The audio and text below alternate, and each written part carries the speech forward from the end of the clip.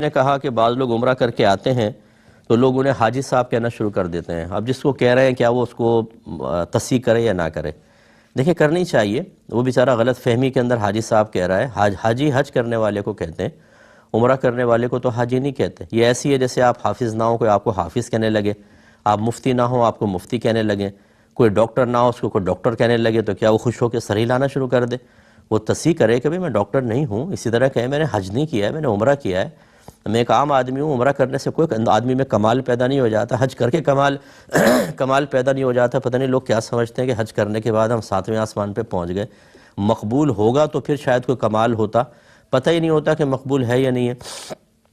اور بعض اوقات تو ہمارے پیسوں کے اندر ملاوٹ ہوتی ہے.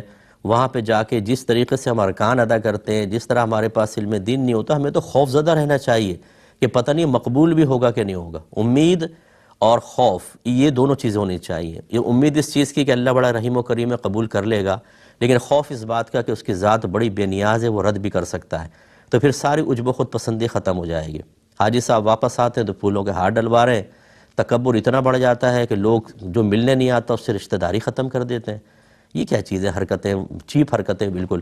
تو عمرہ کرنے والا تو بالکل ایک مستحب کام کر رہا ہے، یہ کوئی فرض یا واجب تو ہوتا نہیں. اس میں بھی حاجی کہہ کے اپنے آپ کو خوش کروانا اور اس طرح یہ بالکل صحیح نہیں ہے. صاف منع کریں کہ آپ مجھے حاجی نہ کہیں، میں حاجی ہوں ہی نہیں. جھوٹ کیوں بول رہے ہیں آپ؟ غلط بیانی سے ان کو روکیں.